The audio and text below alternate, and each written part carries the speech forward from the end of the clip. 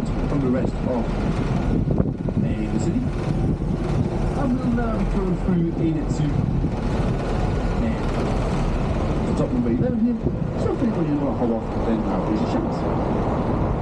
We do have the Museum of Childhood along to your right, where you can see some different artefacts from different childhood exhibits and stuff like that there.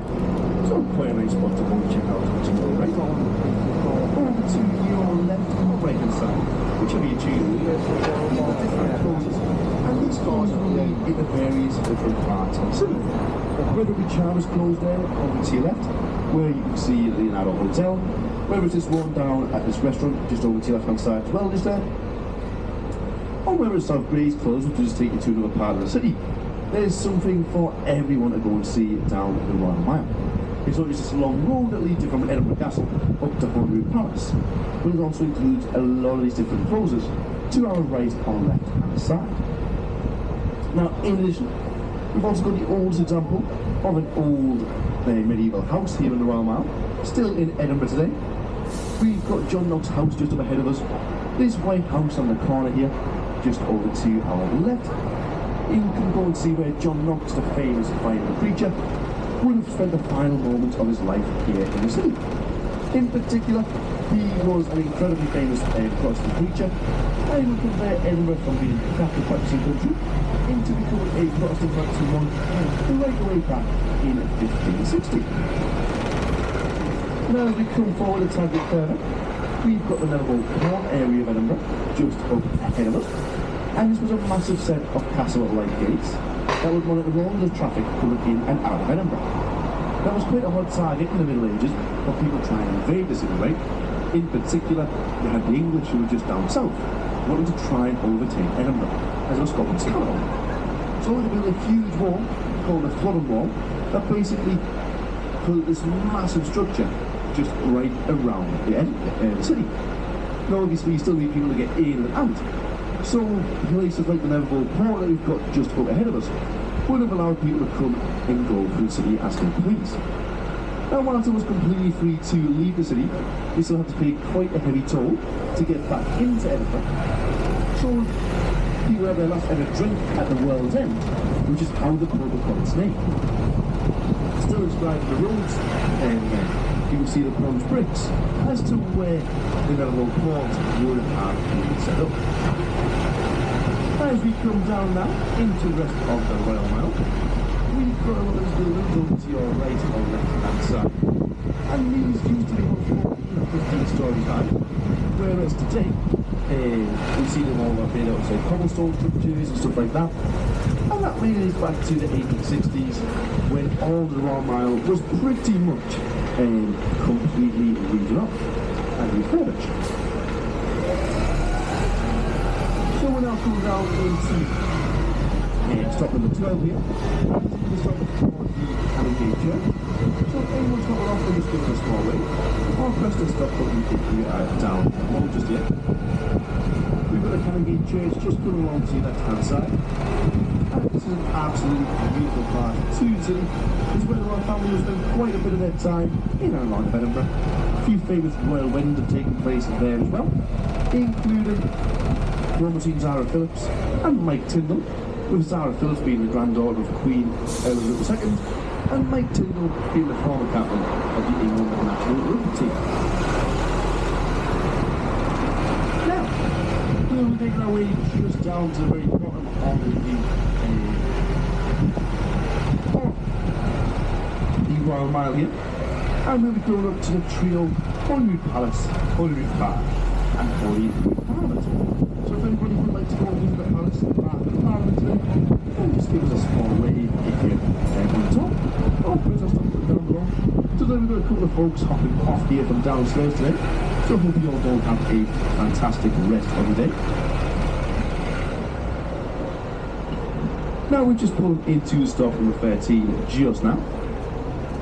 We've got Holyrood Parliament along to our right hand side, and just located there, and you've got this new futuristic look to the city, which was dating back to around 25 years ago. So it's just finished celebrating its 25th anniversary. Inscribed in the walls of the Parliament, we've got the old Scots language there, Now these aren't quotes from the great or rich of the city, but rather than just the everyday people of Edinburgh there. And it's meant to signify how everybody has a fair chance of a fair say as to how the city is being run. And as we now come past Holyrood Palace, we can make this out over to your left-hand side. One of the most historic parts to Edinburgh. The palace itself is about 500 years old, and it was designed by a king of Scotland, so that he could get married to his wife outside of Holyrood Park. Now the oldest site still at the palace today is St. David's Abbey, which is 900 years old, and that was when a very famous king had a life-changing event here. And to commemorate that, so we can pray at the site that happened, we built St. David's Abbey all the way down below just there. Now as we come forward just a bit the Edith St. Holyrood Park, the palace is still where the royal family has to stay for the 2 weeks of the year they're away. The most recent example I think of this happening in the city would have been back in the June or July this year, last year, when they hosted big garden parties and King Charles Fair invited thousands of people in London to come and celebrate their achievements for the year.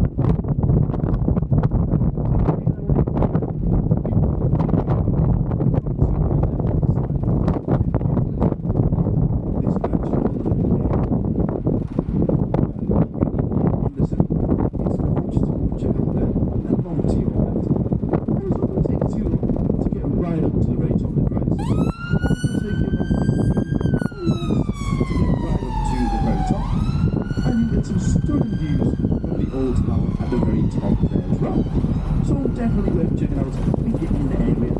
And it's been a fairly dry couple of days, so we'll get some beautiful views right at the very top of the parks just there. So we now come up into the Holyrood Gate area of Edinburgh. Over to your right hand side, we've got in these walls, and this covers up a dynamic there just there, along to our right. Cover up the two brewing companies in the Victorian age though, and these walls were originally designed by Queen Victoria in order to make herself have a bit more of a regal view whenever she would wake up on a morning. So as we come forward now into dynamic earth just here, this is one of the, it is very much focused on science and technology and stuff like that. A very hands-on museum that we can expect to find just here. And we'll now be coming up into stop number 14. So if anybody's wanting to hop off here, then just give us a small wave or press the stop button if you're down below. Coming along to your right hand side, and we've now got a Holyrood Parliament just there. And you can see these granite slabs on the side of the building, which are supposed to look a bit like open curtains, and highlight how Holyrood Park used to be owned and operated by the royal family. Right the way and through, it used to show the openness and honesty of Parliament just there. At the very top of Holyrood Parliament there, you've got in these sort of obtained fishing boats and ships and stuff like that. Supposed to showcase Scotland's shipping industry, which was huge up in the 17 and 1800s, and it would decide quite a lot of the international alliances that Scotland still has today, particularly across a lot of likes of Europe, such as Spain, Italy and France and stuff like that. So the Spanish architect Enrique Miralles wanted to try and include as many themes throughout Scottish history as he can in just the Parliament itself. Now it did set us back quite a bit of money to go and build it. About £40 million originally was the budget set aside for it, but it would end up setting us back closer to about £440 million. So quite an expensive building just there. But it's one of the more futuristic and modern ones that we've got inside of the city. Coming along now to your right hand side, and we've got Holyrood Palace just there, and you've got the golden spires right at the very top of the palace as well, which is an absolutely stunning part of the city you see there. Glistening in the Scottish sun normally, the palace is an absolutely fantastic series of buildings to check out there.